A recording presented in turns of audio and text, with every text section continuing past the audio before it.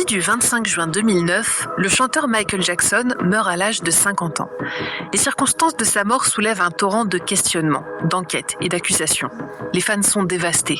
Twitter, Wikipédia et le site du Los Angeles Times crachent sous l'afflux des internautes. Même les employés de Google pensent être victimes d'une cyberattaque lorsque des millions de requêtes pour Michael Jackson sont simultanément entrées dans le moteur de recherche. La nouvelle cause un choc international. Et pourtant, certains refusent d'y croire.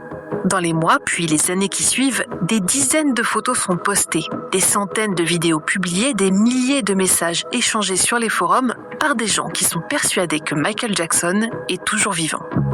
À l'occasion de la sortie du film Michael, alors non, cet épisode n'est pas sponsorisé, je vous propose de plonger ensemble dans l'Internet des années 2010 pour découvrir comment naissent les légendes à l'ère du digital. D'abord, on va avoir besoin d'un peu de contexte.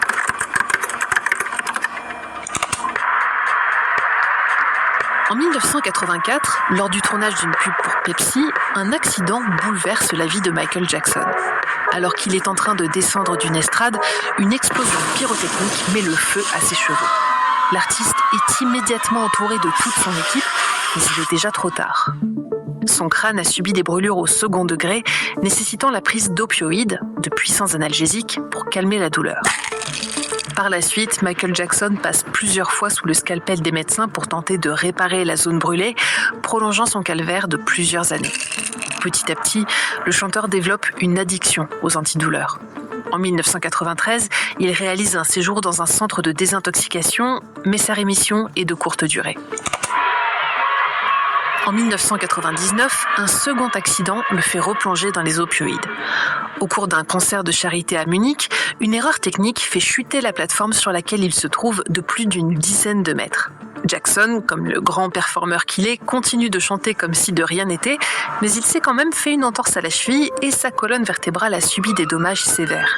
Dès la fin du concert, il est emmené à l'hôpital en ambulance.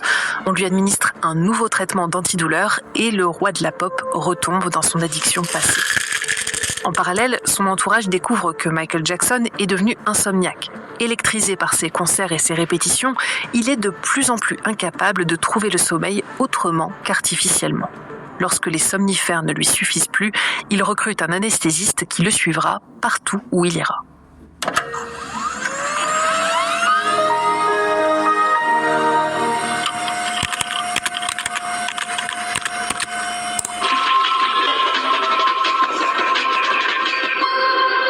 Les médias américains sur le pied de guerre pour l'ouverture du procès de Michael Jackson qui comparaît à partir de demain en Californie pour une affaire d'aide. Dans les années 2000, la carrière du chanteur entame un plongeon irréversible. Si vous êtes né au début des années 90 ou plus tôt, vous vous souvenez sûrement du procès de Michael Jackson.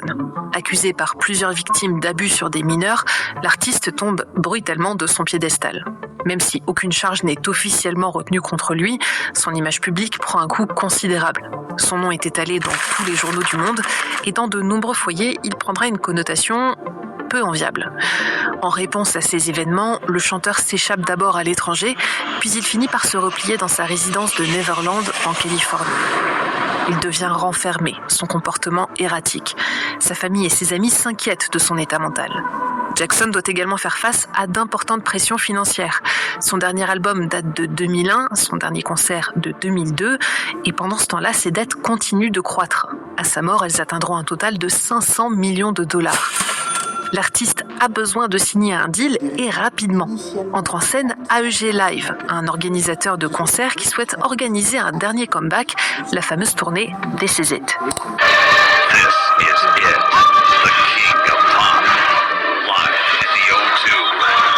Le contrat est signé, la société AEG recrute un médecin du nom de Conrad Murray pour suivre l'état de santé de Jackson et les répétitions commencent. Right here. Okay, no second verse. Sorry.